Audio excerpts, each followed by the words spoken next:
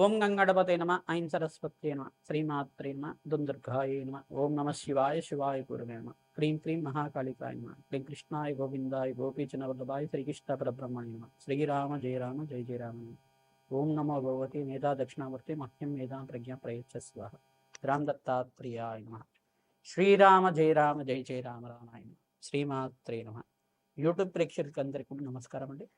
నేను పాలపర్తి గురునాథ్ శర్మ జ్యోతిషం వాస్తు సిద్ధాంతం మీకంతా కూడా గోచారీత్య గ్రహాల యొక్క స్థితిగతి కలిక వాటి ప్రభావం అంతా కూడా మేషాది ద్వాదశ రాశుల వాళ్ళకి ఎటువంటి ఫలితాలంతా కూడా విశ్లేషణ చేయడం జరుగుతుంది.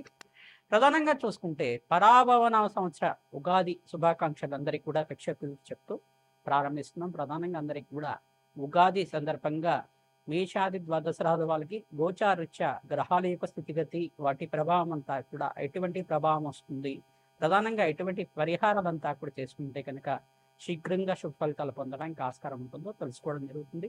ప్రధానంగా చూసుకుంటే గురువారం రోజున ఈ పరాభవన సంవత్సరం ప్రారంభమవుతుంది కావున రాజంతా కూడా బృహస్పతి అయినారు కావున శుభమైన ఫలితాలు పొందడానికి ఆస్కారం ఉంటుంది. ప్రధానంగా వేద పాండిత్యానికి ప్రధానంగా చూసుకుంటే ఫైనాన్షియల్ గ్రోత్ అంతా కూడా కలగడానికి కానీ అంటే ఆర్థిక వ్యవహారాల్లో అంతా కూడా మార్పులు జరగడానికి కానీ పరాభవ నవ సంవత్సరం అనేది ప్రధానంగా చూసుకుంటే పరాభవాలు జరుగుతూ ఉంటాయి అని చెప్పేసి అనుకుంటూ ఉంటారు. అపోహ అంతా కూడా ప్రధానంగా జీవితంలో మానవ జీవితంలో మార్పులు జరగడం, ఆర్థిక అభివృద్ధి జరగడం, అనుకోని సంఘటనలు జరుగుతూ ఉండడం తర్వాత తద్వారా ఏమవుతుందంటే ఈ యొక్క ఉగాది సందర్భంగా అంతా కూడా గోచారరీత్యా గ్రహాల యొక్క మార్పులు జరుగుతుంటాయి. ప్రధానంగా బృహస్పతి మార్పు జరగడం, అతిచారంలో మార్పు జరగడం కానీ ప్రధానంగా రాహు కూడా మార్పు చెందడం కానీ బృహస్పతి మార్పు వలన మేషాది ద్వాదశ రాశుల వాళ్ళకు కూడా కొన్ని స్థితిగతులు మారుతూ ఉంటాయి. ప్రధానంగా వాళ్ళ ఆర్థిక ఇబ్బంది నుంచి బయటపడడం కానీ ప్రధానంగా గోచారీత్యా గ్రహాల యొక్క బలం చేకూరడం వల్ల మంచి శుభకార్యాలు జరగడం కానీ గృహయోగం సిద్ధించడం కానీ స్థిరాతి లభించడం కానీ వ్యాపారంలో లాభాలు గణించడం కానీ శ్రమతో కూడిన సంపాదనతో ఆర్థిక ఇబ్బందుల నుంచి బయటపడడం కానీ జరుగుతుంటుంది. ప్రధానమైన కారణం అంతా కూడా గోచార చక్రంలో చూసుకుంటే ప్రధానమైన గ్రహాలని కేంద్రంగా చెప్తూ ఉంటారు. ప్రధానంగా ఈ యొక్క ఉగాది సందర్భంగా అంతా కూడా చూసుకునేది ఏంటంటే బృహస్పతి యొక్క గోచారం ఏ రకంగా ఉంది, శనీశ్వరుడి గోచారం ఏ రకంగా ఉంది, రాహు యొక్క గోచారం ఏ రకంగా ఉంది, కేతు గ్రహ యొక్క గోచారం అంతా కూడా ఏ రకంగా ఉంది, వివిధ గ్రహాల యొక్క స్థితిగతి ప్రధానమైన గ్రహాలంతా కూడా వీటి కేంద్రంగా చెప్పడం జరుగుతుంది. గోచార చక్రం అంతా కూడా సంవత్సర ఫలితాలు చెప్పేటప్పుడు అంతా కూడా ఉగాది నుంచి ఉగాది వరకు చెప్పేటంతా కూడా ఈ యొక్క ప్రధానమైన గ్రహాల యొక్క స్థితిగతి వాటి ప్రభావం అంతా కూడా మిగతా గ్రహాల మీద ఏ రకంగా ఉంది, ఆ స్థానాలు మార్పు చెందడం వల్ల ఎటువంటి ఫలితాలంతా కూడా వస్తుంటాయి. ఉగాది తర్వాత నుంచి ఉగాది నుంచి మనకంతా కూడా ఎటువంటి శుభ ఫలితాలు పొందడానికి ఆస్కారం ఉంటుందో అంతా కూడా విశ్లేషించడం జరుగుతుంది. ప్రధానంగా చూసుకుంటే పరాభవన సంవత్సరం అనేది జీవితంలో మార్పు తీసుకొచ్చేది, రాజయోగాలు తీసుకొచ్చేది, ప్రధానంగా ఆర్థిక స్థితిగతులను మార్చేది, శ్రమతో కూడిన సంపాదన పెంచేది, ప్రధానంగా కీర్తిని పెంచేది అనేది అర్థంగా ఉంటుంది. పరాభవం అనేది మన జీవితంలో ఎప్పుడైనా కానీ శత్రువులకి అంతా కూడా పరాభవం జరిగే విధంగా ఉండేది. ఎప్పుడైనా కానీ ఆర్థిక స్థితిగతుల నుంచి దిగ్విజయంగా విజయాన్ని ప్రాప్తించేది అనే అర్థం కూడా వస్తుంటుంది. ప్రధానంగా ఈ యొక్క ఉగాది సందర్భంగా అందరికి కూడా అష్టైశ్వర్యాలు సిద్ధించాలని చెప్పేసి, వివాహాది శుభకార్యాలు జరగాలని, వంశాభివృద్ధి జరగాలని చెప్పి, ఆర్థిక స్థితిగతులంతా కూడా మారి శీఘ్రంగా మీకంతా కూడా మనోభిష్టాలంతా కూడా తీరాలని చెప్పేసి జగన్మాత అనుగ్రహం వల్ల సకల కార్యసిద్ధి కలగాలని చెప్పి ఆశీర్వాదం చేస్తూ ఈ యొక్క ఉగాది యొక్క విశ్లేషణ అంతా కూడా చేయడం జరుగుతుంది. ప్రధానంగా గోచారీత్యా చూసుకుంటే ఈ యొక్క గోచార చక్రంలో శనీశ్వరుడు అంతా కూడా మీనరాశిలో సంచారం చేస్తున్నారు. ప్రధానంగా బృహస్పతి సంచారం అంతా చూసుకుంటే జూన్ 1వ తారీఖు నుంచి కర్కాటక రాశిలో ప్రవేశం చేయడం మరియు అక్టోబర్ 30వ తారీఖు తర్వాత అంతా కూడా చూసుకుంటే ఇక్కడ అక్టోబర్ 15, 30 తారీఖులో అంతా కూడా కర్కాటక రాశి నుంచి మళ్ళీ అతిచారంలో అంతా కూడా సింహరాశిలో ప్రవేశం చేసి కొన్ని నెలల వరకు అక్కడంతా కూడా సంచారం చేయడం, మళ్ళీ తిరోగమనంలో అంతా కర్కాటక రాశిలో ప్రవేశం చేయడం జరుగుతుంది. ప్రధానంగా 3 సార్లు బృహస్పతి మార్పు అంతా కూడా జరుగుతుంది. రాహు యొక్క సంచారం అంతా కూడా డిసెంబర్ 5వ తారీఖు దాకా కుంభరాశిలో సంచారం చేయడం మరియు అపసవ్య దిశలో అంతా కూడా సంచారం చేస్తుంటారు. కావున డిసెంబర్ 5వ తారీఖు తర్వాత స్థాన చలనం అనేది జరుగుతూ ఉంటుంది. మరియు కేతు సంచారం కూడా డిసెంబర్ 5వ తారీఖు దాకా ఉంటుంది. ప్రధానంగా ఈ యొక్క గ్రహాల యొక్క స్థితిగతి అంతా కూడా చూసుకుంటే రాజయోగాలను ఇచ్చే గ్రహాలు ఏంటి, ప్రధానంగా రాజయోగాన్ని ఇచ్చే గ్రహాలు ఏంటి, ధనయోగాన్ని ఇచ్చే గ్రహాలు ఏంటి, ఏ రాశులు వాళ్ళకి విపరీత రాజయోగాలు సిద్ధిస్తాయి, ఏ వృత్తిలో అంతా కూడా అభివృద్ధి సిద్ధిస్తుంది అంతా కూడా విశ్లేషణ చేయడం. ప్రధానంగా మిగతా గ్రహాలన్నీ కూడా ప్రధానమైన గ్రహాలంతా కూడా చూసుకుంటే సూర్య భగవానుడు, బృహస్పతి, శుక్రుడు, అంగారకుడు, వాళ్ళ ప్రభావం అంతా కూడా ఈ గ్రహాల యొక్క స్థితిగతి మార్పు వలన ఎటువంటి ప్రభావాలు చూపిస్తున్నాయని విశ్లేషణ చేయడం జరుగుతుంది. ప్రధానంగా చూసుకుంటే దేశ గోచారంలో అంతా కూడా ఆర్థికంగా ఉన్నత స్థితి కలగడానికి భారతదేశం అంతా కూడా దేశంలో ప్రధానంగా అంతా కూడా మంచి జరగడానికి ఆస్కారం ఉంటుంది. ప్రధానంగా భారతదేశం అంతా కూడా ఈ యొక్క ప్రపంచ పటంలో అంతా కూడా మంచి ఉన్నతమైన స్థితిగతులు పొందడానికి ఆస్కారం ఉంటుంది.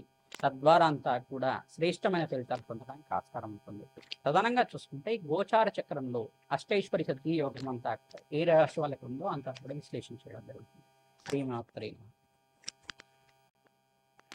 మేషరాశి జాతకులకంతా కూడా పరాభవ నవ సంవత్సర ఉగాది శుభాకాంక్షలు అందరికీ కూడా చెప్తూ, మేషాది ద్వాదశ రాశుల వాళ్ళకి అంతా కూడా ఈ యొక్క గోచార చక్రంలో అంతా కూడా అత్యంత శుభమైన ఫలితాలు పొందాలని చెప్పి ఆశీర్వాదం చేస్తూ, మేషరాశి జాతకులకంతా కూడా ఈ సంవత్సరం ఎటువంటి ఫలితాలంతా కూడా వస్తున్నాయి, ప్రధానమైన గ్రహాల యొక్క స్థితిగతి మార్పు వలన ఎటువంటి శుభ ఫలితాలు పొందుతారో విశ్లేషణ చేయడం జరుగుతుంది. ప్రధానంగా మీరు చెప్పిన పరిష్కారం అంతా కూడా గోచార చక్రవశాత్తు చెప్పడం జరుగుతుంది. ఈ యొక్క గోచార చక్రవశాత్తు అంతా కూడా సంవత్సర ఫలితాలంతా కూడా ఉగాది నుంచి ఉగాది వరకు ఎటువంటి ఫలితాలు వస్తాయో అదంతా కూడా విశ్లేషణ చేయడం జరుగుతుంది.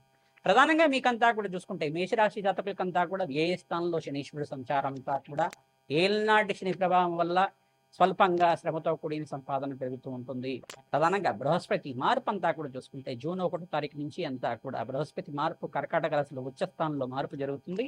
తద్వారా వివాహాది శుభకార్యాలు జరగడం కానీ, సంఘంలో గౌరవం పెరగడానికి కానీ, ఉద్యోగంలో మార్పు జరగడం కానీ, గృహయోగం సిద్ధించడం కానీ, స్థానంలో జరగడం కానీ, ప్రధానంగా చూసుకుంటే మీ మాటకి విలువ పెరగడం కానీ, వాక్చాతుర్యంతో మీరు చేసిన శుభకార్యాలన్నీ కూడా మంచి మంచి పనులన్నీ కూడా మీకంతా కూడా మంచి పేరు తీసుకురావడం కానీ జరుగుతుంటుంది. సంతానానికి అంతా కూడా శుభకార్యాలు జరగడం కానీ జరుగుతూ ఉంటుంది. మంచి శుభమైన ఫలితాలు పొందడానికి ఆస్కారం ఉంటుంది. ప్రధానంగా చూసుకుంటే మే 1వ తారీఖు నుంచి మీకంతా కూడా రాజయోగ సిద్ధించడానికి, జూన్ 15వ తారీఖు తర్వాత బృహస్పతి మార్పు వల్ల ఆర్థికంగా స్థితిగతులకు మార్పు జరగడానికి కానీ ఆస్కారం ఉంటుంది. ప్రధానంగా మేధా దక్షిణామూర్తి స్వామివారి ఆరాధన చేసుకోవడం, దత్తాత్రేయ స్వామివారి ఆరాధన చేసుకోవడం, ప్రధానంగా సీతారాముల కళ్యాణం అంతా కూడా ఆచరించడం వల్ల వివాహాది శుభకార్యాలు జరగడం కానీ, సంఘంలో గౌరవం జరగడం కానీ ఆస్కారం ఉంటుంది. మీకు అంతా కూడా అష్టైశ్వర్య యోగం సిద్ధించడానికి అంతా కూడా శనీశ్వరుడు మార్పు, ప్రధానంగా చూసుకుంటే బృహస్పతి మార్పు వల్ల మీకంతా కూడా యోగకరంగా మారుతుంది. ప్రధానంగా రాహుకేతుల స్థితిగతులంతా కూడా అనుకూలత లేదు మీకంతా కూడా. ప్రధానంగా దుర్గామాత ఆరాధన చేసుకోవడం, మహాగణపతి ఆరాధన చేసుకోవడం, గణపతికి ప్రీతికరంగా ఉండ్రాళ్ళను నివేదన చేయడం వల్ల సకల విఘ్నాల నుంచి నివారణ కలగడానికి ఆస్కారం ఉంటుంది. దిగ్విజయంగా మీ కార్యం అంతా కూడా కార్యసిద్ధి కలగడానికి ఆస్కారం ఉంటుంది. ప్రధానంగా నవంబర్ 25వ తారీఖు తర్వాత మీకంతా కూడా అఖండమైన రాజయోగం సిద్ధించడానికి ఆస్కారం ఉంటుంది.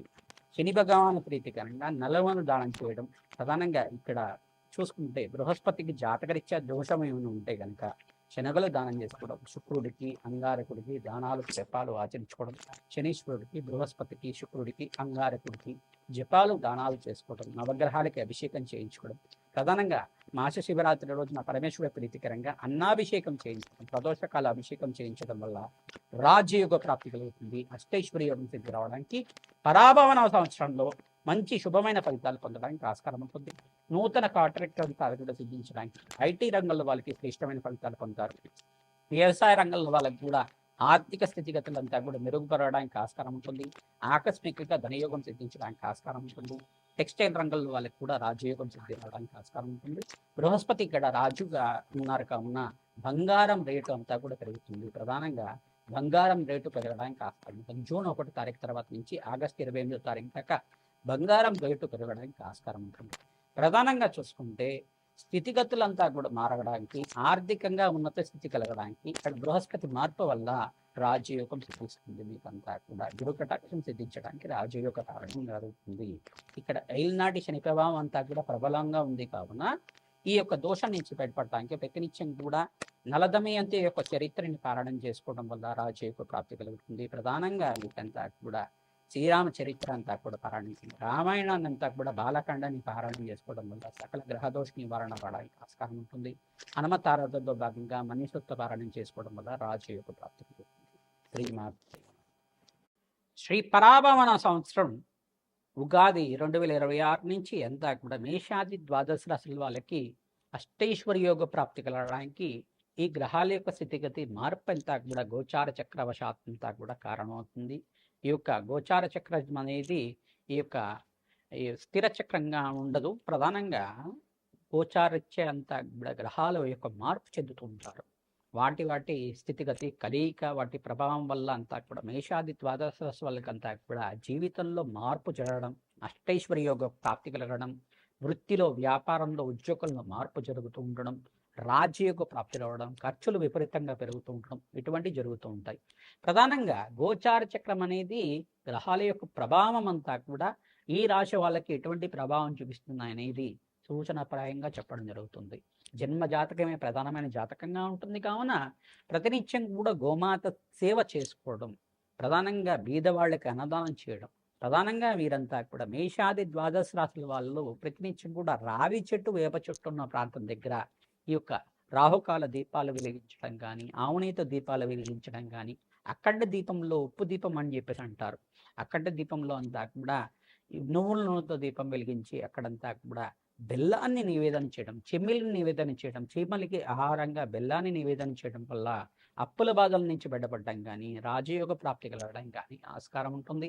ప్రధానంగా గోచారిత్య స్వల్పంగా ఉన్న దోషాలకంతా కూడా పరిష్కారం ఆచరించుకుంటేనే మీకంతా కూడా రాజయోగ ప్రాప్తి అంతా కూడా సిద్ధించడానికి ఆస్కారం ఉంటుంది. నవగ్రహాల యొక్క స్థితిగతి వాటి ప్రభావం అంతా కూడా మానవాళి జీవితం మీద ఈ యొక్క ప్రభావం అంతా కూడా ఆధారపడి ఉంటుంది కావున పూర్వజన్మలో చేసుకున్న కర్మశేషాన్నంతా కూడా రోగరూపేణ రుణరూపేణ తీర్చుకోవడానికి అవకాశం ఉంటుంది. తద్వారా తద్దోష నివారణార్థం శాంతి పూజలంతా కూడా ఆచరించుకోవడం వల్ల శ్రీ పరాభవన సంవత్సరంలో అంతా కూడా మేషాది ద్వాదశ రాశుల వాళ్ళకంతా కూడా అఖండ రాజయోగ ప్రాప్తి కలగడానికి చెప్పి ఆశీర్వాదం చేస్తున్నాం. మేము చెప్పిన పరిష్కారం అంతా కూడా గోచార చక్రవశాత్తు గ్రహాల యొక్క ప్రభావం అంతా కూడా ఎటువంటి ప్రభావాలు చూపిస్తాయని చెప్పేసి గోచార చక్రంలో స్థితిగతి మార్పు వల్ల చెప్పడం జరిగింది. ప్రతినిత్యం కూడా జాతకమే ప్రధానమైన జాతకంగా ఉంటుంది. జన్మ జాతకంలో ఉన్న దోషాలకంతా కూడా పరిష్కారం ఆచరించుకోవాలి. జాతకరీత్యా గోచారీత్యా కూడా అన్వయం చేసుకొని చూసుకోవాలి. గోచారీత్యా గ్రహాలు ఏ రకంగా అనుకూలంగా ఉన్నాయి, జాతకరీత్యా గ్రహాలు ఏ రకంగా అనుకూలంగా ఉన్నాయి, ఆ గ్రహాలకంతా కూడా శాంతి పూజలు ఆచరించుకుంటే ఎటువంటి ఫలితాలు వస్తాయి, తద్వారా విశ్లేషణ చేసుకుని పరిష్కారం చేసుకోవడం వల్ల అఖండమైన ఆనందమైన జీవితం జీవించడానికి ఆస్కారం ఉంటుంది.